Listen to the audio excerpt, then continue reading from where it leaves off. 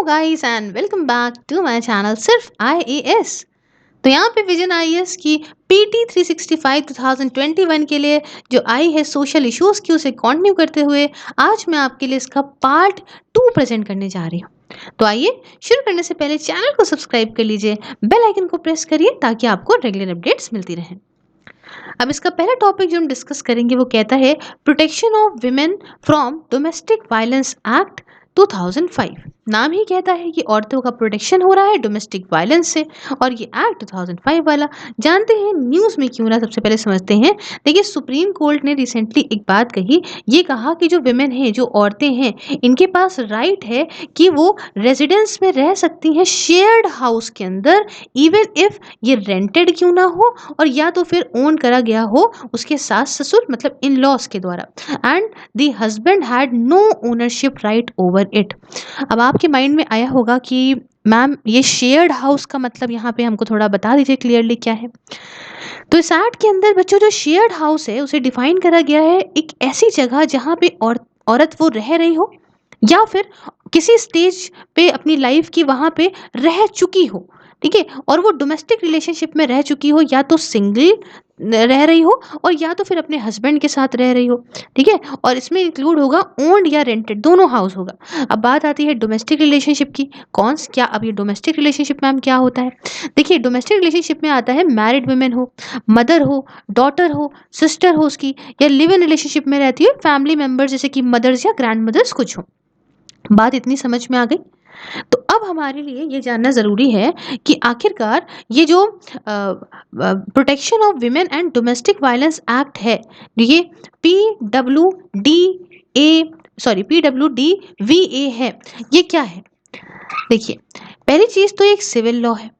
Civil law जो ऐसा है जो फोकस किस पे डालता है कि ऐसी औरतों को रिलीफ दे जो बेचारी परेशान हुई हैं, जिनको तकलीफ हुई है, और किस तरीके से रिलीफ दे सकता है, कंपनसेशन दे के उनको, उनका प्रोटेक्शन करके, उनको रहने का अधिकार दे के, शेयर्ड हाउस होल्ड वगैरह में, ऐसी बहुत सारी चीज़ें करके। उसके बाद इसके अंदर कुछ प्रिंसिपल्स दिए गए हैं, किसके मालूम है? United nation convention on the elimination of all forms of discrimination against women के कुछ प्रिंसिपल्स हैं इसके अंदर। और यूनाइटेड नेशन का कन्वेंशन है जिसे इंडिया ने रेटिफाई भी करा है 1993 में बच्चों। उसके बाद दूसरी बात ये कि डोमेस्टिक रिलेशनशिप को यहाँ पे डिफाइन जो करा है वो मैंने आपको बता दिया इस जगह पे। उसके साथ शेयर हाउस होल्ड क्या होता है इसके अंदर जो भी बताया वो भी मैंने आपको बता दिया। अब इस एक्ट के अंदर जो भी आपका मैरिटल रेप से रिलेटेड अब्यूजेस होते हैं वो एक्सक्लूड नहीं होते। अभी आप कहेंगे ये मैरिटल रेप क्या होता है? देखिए, इसमें क्या होता है बच्चों कि जब सेक्सुअल इंटरकोर्स हो रहा है और वो स्पाउस की मर्जी के बगैर हो रहा है, ठीक है। मान लीजिए कि हस्बैंड है और वो सेक्सुअल इंटरकोर्स कर रहा है अपनी वाइफ के साथ में, उसमें वाइफ की मर्जी नहीं है, तो उसको आप मैरिटल रेप बोलोगे। क्लियर है? तो ये एक्ट इसको एक्सक्लूड करता है, जिससे इसके थ्रू जो भी दिक्कतें आती हैं। अब प्रोटेक्शन अगेंस्ट डोमेस्टिक वायलेंस ये देता है कि इस लॉ के अंदर औरतें जो हैं वो फाइनेंशियल कंपनसेशन पा सकती हैं, इनको पैसा मिल सकता है, साथ में इनको मेंटेनेंस वगैरह भी मिल सकता है इनके अब्यूजर से, जिन्होंने जिसने इनके साथ दिक्कत करी है। अगर कोई भी in case they are living apart, अगर मान लीजिए औरत घर छोड़ के चली जाती है तो यहाँ पे जिसने उसके ऊपर ज्यादती करी है वो उसको पैसा वगैरह कंपनसेशन के तौर पे प्रोवाइड करेगा। साथ में ये प्रोवाइड करता है राइट टू सिक्योर हाउसिंग, मतलब राइट है यहाँ पे औरत का। सिक्योर हाउसिंग का मतलब क्या है? रह सकती है। Housing, right to secure housing मतलब राइट है ये औरत का कि जो मैट्रिमोनियल या फिर शेयर्ड हाउस होल्ड है वहाँ पे ये औरत रह सकती है, whether or not she has any title or rights in the household. भरे उस घर में उसका कोई टाइटल हो या उसके कोई हक हो ना हो, उसके नाम पे प्रॉपर्टी हो ना हो, लेकिन वहाँ पे वो रह सकती है। ये राइट सिक्योर करा गया है by a residence order which is pass by the court. ये राइट कैसे सिक्योर करा गया? एक रेसिडेंस ऑर्डर को पास करा गया कोर्ट के द्वारा, और तब इस राइट को जो है वो सिक्योर करा गया है। इतनी बात समझ में आई? यहाँ पे मजिस्ट्रेट पास कर सकते हैं protection order under the act, जो इंश्योर कराएगा ऐसा ऑर्डर कि यहाँ पे अब्यूसर जो है, जिसने दिक्कत दी है, जिसने ज्यादती करी है, उसके पास उसका कोई भी कांटेक्ट नहीं है या get close to the survivor. ये यहाँ पे वो कोई घुसेगा नहीं उसके अंदर, जो सर्वाइवर है उसके जो है पास नहीं जाएगा, ठीक है, ना ही उसको कोई कांटेक्ट करेगा। इतनी बात समझ में आई? फिर समझ लीजिए, मजिस्ट्रेट यहाँ पे प्रोटेक्शन ऑर्डर को पास कर सकते हैं इस एक्ट के अंदर, जो ये बात का इंश्योर कराएगा इस बात को कि जो भी बेचारी रह रही है वहाँ पे, तो जो अब्यूसर है जिसने इसको जाति करी, इसके साथ में ना ही इसके साथ कांटेक्ट करेगा जाके, और ना ही जो है इसके पास कहीं जाए पाएगा। इतनी बात समझ में आई। अब बात आती है इसके अंदर पनिशमेंट की। तो बच्चों 1 साल की तो मैक्सिमम जेल आपको हो जाएगी अगर ऐसा करते हैं तो, और उसके साथ यहाँ पे 20,000 रुपए ईच और बोथ टू द ऑफेंडर्स, यहाँ पे ये इसके अंदर जो है वो आती है। ठीक है? उसके बाद बात आती है, तो समझ रहे हैं ना, 20,000 रुपए तो देने पड़ेंगे, या तो 1 साल की जेल, या दोनों चीज़ें हो सकती हैं तुम्हारे लिए। उसके बाद प्रोटेक्शन ऑफिसर की बात आती है। कौन होगा प्रोटेक्शन ऑफिसर? देखिए इसमें अपॉइंटमेंट होगा आपका प्रोटेक्शन ऑफिसर्स का, एनजीओज का, जो कि औरतों की मदद करेंगे मेडिकल एग्जामिनेशन करने में, लीगल एड देने में, और साथ में सेफ शेल्टर, मतलब अच्छी जगह, सही जगह, सेफ जगह वो रह सके, ये सब मुहैया कराया जाएगा। आखिरी में exclusion of liability of information की अगर मैं बात करूं, तो कोई भी इंसान जिसके पास रीजन है इस बात को मानने का कि जो एक्ट है डोमेस्टिक वायलेंस का, इसे करा गया है या जो हो रहा है या फिर likely to be committed, may give information about it to the concern protection officer. यहाँ समझिए कि भैया कोई भी पर्सन, ये देखो एक्सक्लूजन क्या है लाइबिलिटी ऑफ इंफॉर्मेशन का, ये कोई भी पर्सन जिसके पास रीजन है ये बात मानने का that an act of domestic violence, जो एक्ट है डोमेस्टिक वायलेंस का, वो किया गया है या हो रहा है या लाइकली होने वाला है, तो इस बारे में वो इंफॉर्मेशन दे सकता है कंसर्न प्रोटेक्शन ऑफिसर को। इतनी बात समझ में आ गई। अब 4 कैटेगरीज यहाँ पे देख लीजिए डोमेस्टिक वायलेंस की क्या होती है। एक सेक्सुअल वायलेंस होती है, एक फिजिकल होती है, एक इकोनॉमिक होती है, और एक वर्बल या इमोशनल होती है। ठीक है? अच्छा, अब इससे रिलेटेड कुछ न्यूज़ के बारे में बात और जान लेते हैं बच्चों। तो सबसे पहली आती है मेंटेनेंस रूल्स के बारे में। तो रिसेंटली सुप्रीम कोर्ट ने यहाँ पे मेंटेनेंस रूल्स के बारे में लिखा है। पहले सुप्रीम कोर्ट ने कहा कि जो डेजर्टेड वाइफ्स हैं और बच्चे हैं, ये यहाँ पे इनको एलिमनी मतलब मेंटेनेंस दिया जाएगा from the husbands from the date they apply for it in the court of law. मतलब जो औरतें अपने पति से अलग कर दी गई हैं या बच्चों को अलग कर दिया गया है, तो इनको मेंटेनेंस दिया जाएगा। ठीक है? जिस दिन से अप्लाई करेंगी कोर्ट ऑफ लॉ में। और दूसरी बात ये कि ये इंश्योर कराएगा कि जो ग्रांट ऑफ मेंटेनेंस दी जाए वो सबको एक साथ एक जैसी दी जाए अंडर वेरियस लेजिस्लेशन, मतलब सारे लॉज के अंदर ये एक ही हो, as well as filing a lacuna that existed in the Hindu Marriage Act as well as Hindu adoption and maintenance act which did not specify when maintenance order would be enforceable। तो देखिए ये जो 2 एक्ट हैं ये हिंदू वाले, तो इनमें ये नहीं बताया जाता है ना कि किस दिन से यहाँ पे जो है मेंटेनेंस वगैरह मिलने लग जाएगी। तो सब कुछ एक जैसा हो, सब कुछ यहाँ पे हर जगह पे ये अवेलेबल कराया जाए, हर एक लॉ में ये चीज़ लिखी जाए। अब देखिए कुछ इंपॉर्टेंट जजमेंट तो पहले दिए गए थे इस protection of women from domestic violence act 2005 के अंदर। तो ये क्या था? पहली चीज़ तो इन्होंने पहले कहा था अडल्ट मेल वर्ल्ड जो है वो स्ट्रक डाउन करा गया था इस एक्ट से, to lay down that women can also file a complaint against another women accusing her of domestic violence. तो पहले इन्होंने क्या कहा था ना, इस एक्ट के अंदर क्या था कि भैया औरतें जो है वो अडल्ट मेल के खिलाफ यहाँ बात कर सकती हैं, लेकिन अब चेंज करा गया था ये 2016 में, 2016 के सुप्रीम कोर्ट के जजमेंट में इन्होंने कहा कि अब औरतें औरतों के खिलाफ भी कर सकती हैं। अगर मान लीजिए उनको कोई डोमेस्टिक वाले मान लीजिए कि बाल पकड़ के और जो है जेठानी और देवरानी पीट रही हैं एक दूसरे को, तो भी यहाँ पे औरत एक औरत के खिलाफ जा सकती है। दूसरी बात, पहले ही कहा गया था इस एक्ट के अंदर, this act intends to safeguard women against marital abuse will apply even after divorce.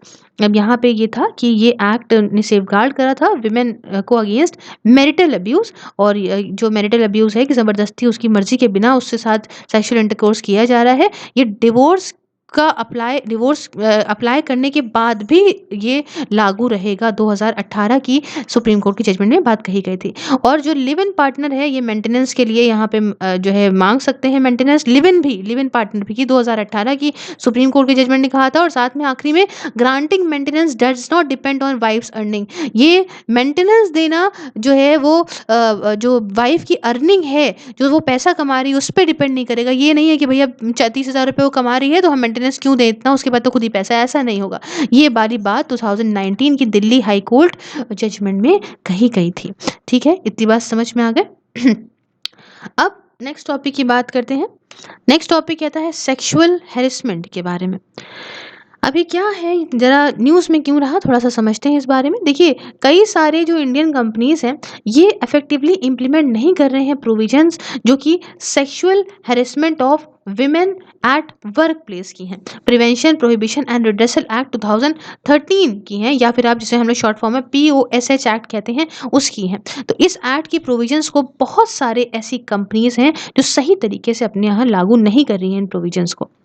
अब इसी के साथ मुद्दा उठता है इस एक्ट के बारे में, sexual harassment of women at work place prevention prohibition redressal act 2013 के बारे में। क्या है क्या नहीं, देखिए यहाँ पे ये एक्ट यहाँ पे sexual harassment at work place को डिफाइन करता है सबसे पहले, कि सेक्सुअल हैरेसमेंट काम की जगह पे क्या होता है, और साथ में एक ऐसा मैकेनिज्म भी बनाता है कि किस तरीके से इन दिक्कतों से जो है इन दिक्कतों को रिड्रेस करा जा सकता है जो कंप्लेंट्स आई हैं, तो ऐसा मैकेनिज्म भी बनाता है। साथ में एक्ट कवर करता है कॉन्सेप्ट को quid pro quo harassment and hostile work environment के as forms of sexual harassment.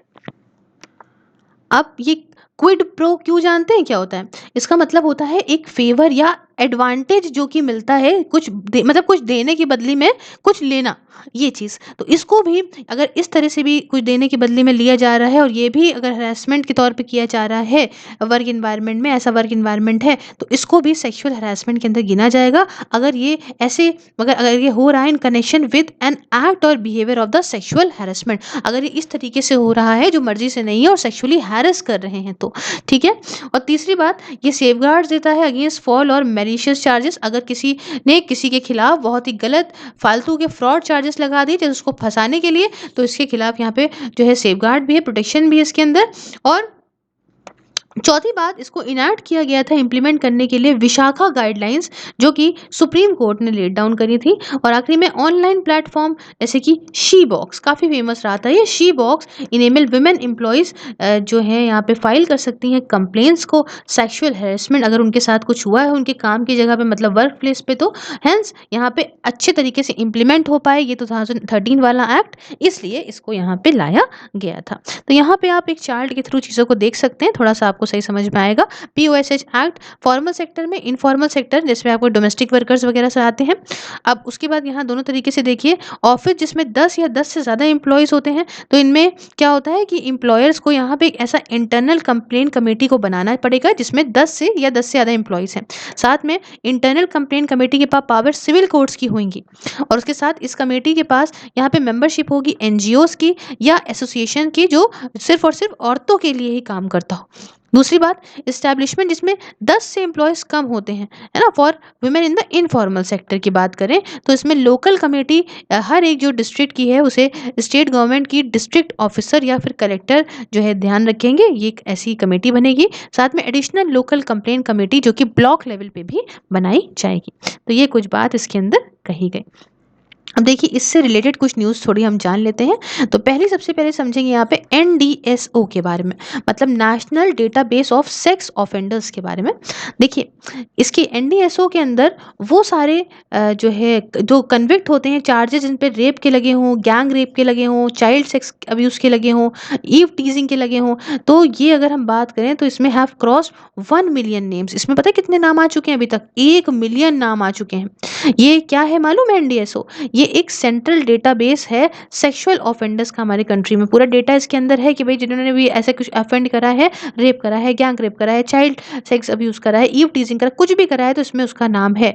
और ये मेंटेन पता है कौन करता है? मेंटेन करता है नेशनल क्राइम रिकॉर्ड ब्यूरो। ये एक ऑनलाइन फैसिलिटी है पूरी तरह से। इसमें भैया यूज़ होता है लॉ इन्फोर्समेंट एजेंसीज़ का, भाई नहीं सॉरी, लॉ इन्फोर्समेंट एजेंसीज़, ताकि इसका यूज़ कर सकें और अपने बारे में डेटा ले सकें लोगों के बारे में। इनके पास एक्सेस है to the interoperable criminal justice system. समझ रहे हो, मतलब डेटा एक ही जगह मिल जाएगा। लॉन्च किसने किया था? हमारी मिनिस्ट्री ऑफ होम अफेयर्स ने लॉन्च किया था। कब किया था? 2018 में इसको लॉन्च किया था। नाम क्या है? National database of sex offenders. इतनी बात समझ में आ गई। फिर आता है नेक्स्ट टॉपिक, जो कहता है national consultation on the review of Beijing 25 के बारे में। क्या है ये समझते हैं जरा। देखिए, यहाँ पे हुआ क्या है, न्यूज़ में इसलिए रहा है ये क्योंकि यहाँ पे 25 ईयर्स हो गए हैं बीजिंग डिक्लेरेशन को अडॉप्ट करे। तो इसको मार्क करने के लिए जो बीजिंग डिक्लेरेशन है एंड प्लेटफॉर्म फॉर एक्शन, मतलब इसे हम पूरा बताएंगे आपको, BPFA, ठीक है, Beijing declaration and platform for action, इसको यहाँ पे अडॉप्ट करे हो गए हैं 25 साल।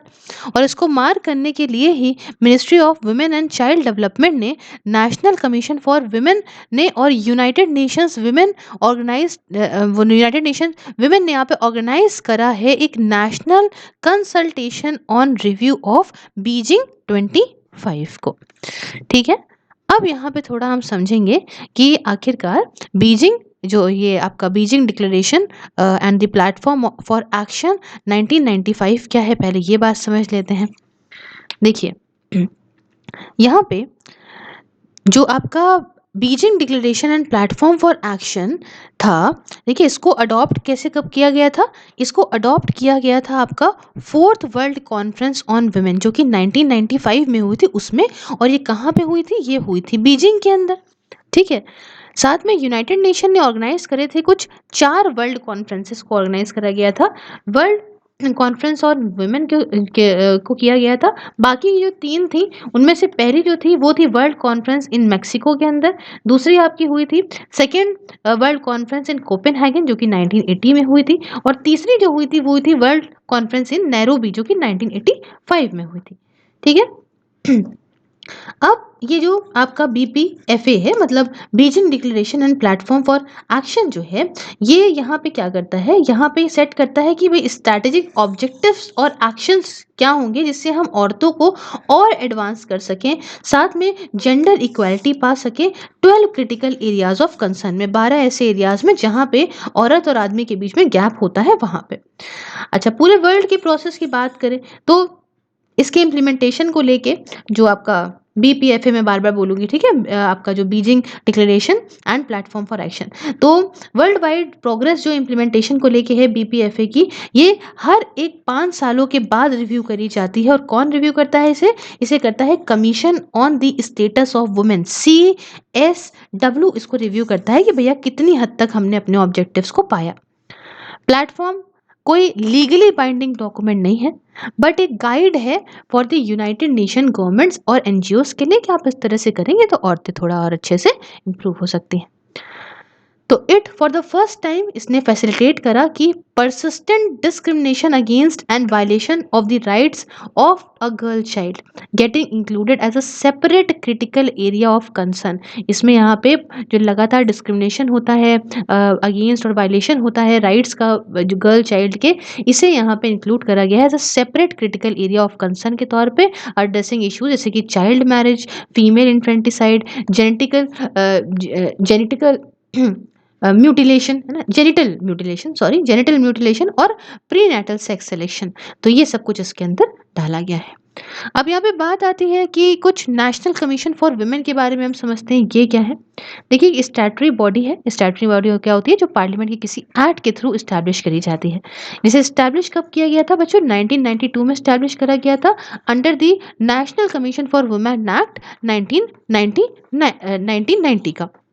फिर समझिए स्टैट्यूटरी बॉडी है, एस्टैब्लिश हुई 1992 में और किसके अंदर करी गई, national Commission for women act 1990 के अंदर करी गई। कमीशन के अंदर यहाँ पे कौन कौन होता है, इसके अंदर एक चेयरपर्सन होते हैं जो पूरी तरीके से औरतों के लिए काम करते हैं, और उसके साथ यहाँ पे 5 मेंबर्स होते हैं जो कि अलग अलग फील्ड से होते हैं, है ना, और एक मेंबर सेक्रेटरी भी देखने को इसके अंदर मिलता है। सारे मेंबर्स कमीशन के, इन्हें सेंट्रल गवर्नमेंट नॉमिनेट करती है। काम क्या है देखो, ताकि जो औरतों के राइट्स हैं जिसे कॉन्स्टिट्यूशन और लॉज ने दे रखे हैं ये इनको पूरी तरह से मिल सकें।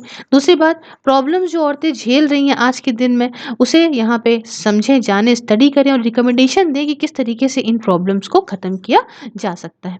उसके बाद देखिए कि भाई यहाँ पे स्टेटस क्या है औरतों का, विमेन का क्या स्टेटस है, उसे टाइम टू टाइम देखें कि अब इम्प्रूव हुआ कि नहीं हुआ, अब इम्प्रूव हुआ कि नहीं हुआ, अब इम्प्रूव हुआ कि नहीं हुआ।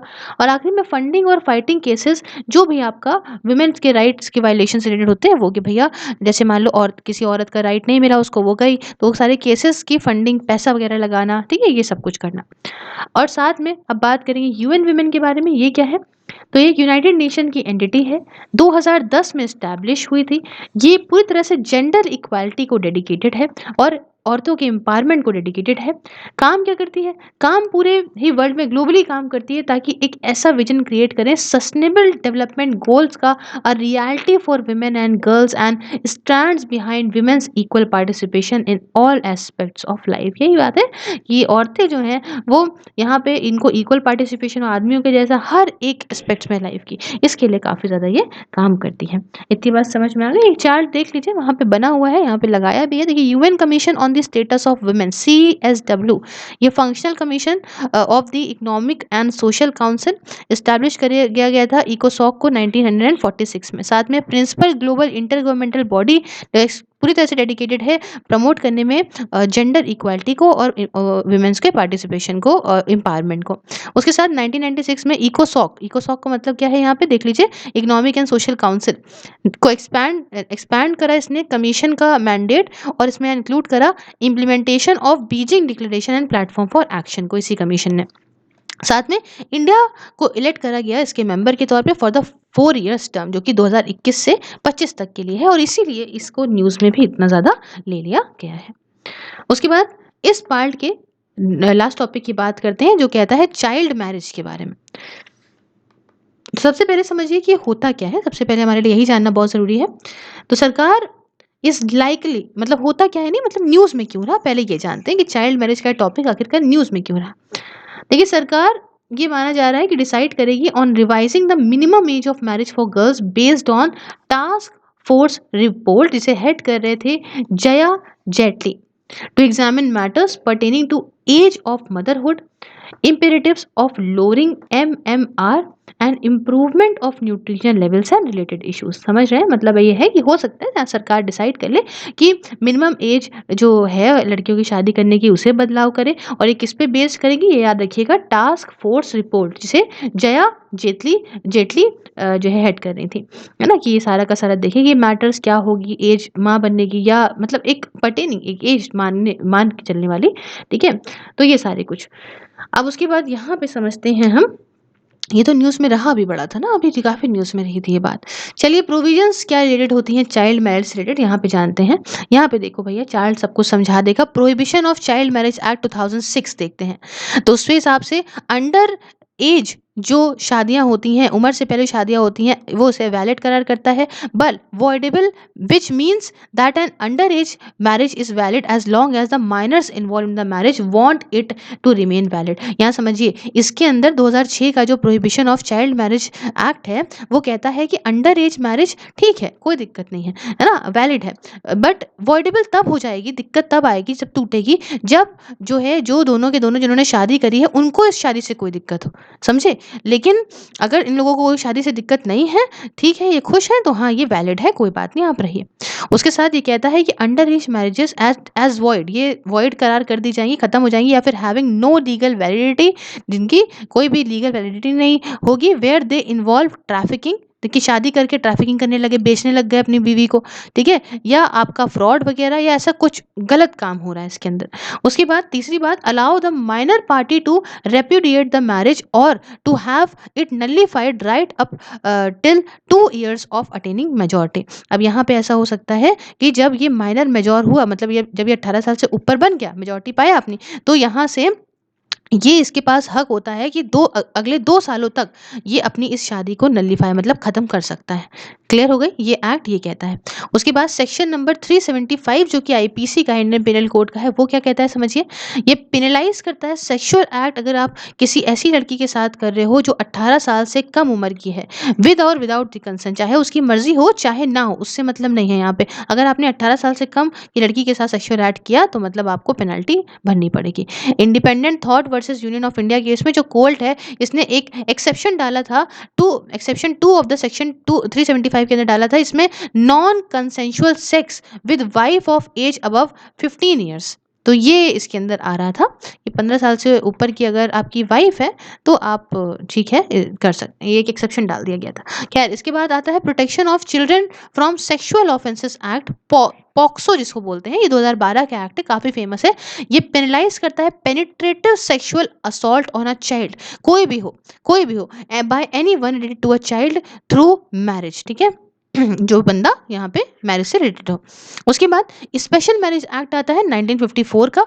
ये किससे डील करता है? डील करता है इंटर कास्ट या इंटर रिलीजियस मैरिजेस से, और इसमें रिक्वायर करता है couples intending to marry under the law to give a 30-day notice period to a marriage officer to a district। यहाँ समझिए, इंटर कास्ट या इंटर रिलीजियस अगर शादी कर रहे हो आप, तो यहाँ पे कपल जो है उसे अगर शादी करनी है तो इस लॉ के अंदर उसको 30 दिनों का एडवांस नोटिस देना पड़ेगा शादी करने के लिए। किसको? ऑफिसर को ऑफ द डिस्ट्रिक्ट। इतनी बात आपको समझ में आ गई इसके अंदर।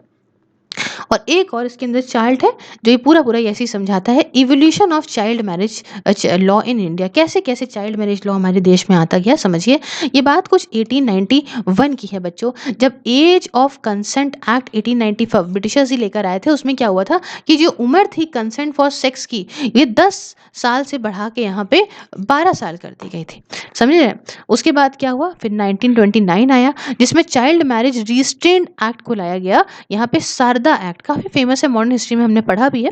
तो ये शारदा एक्ट को लाया गया 1929 में, और इसने मिनिमम एज जो कि मैरिज की थी लड़कियों के लिए उसे फिक्स कर दी 14 ईयर्स 14 साल, और लड़कों के लिए फिक्स कर दी 18 साल मतलब 18 ईयर्स।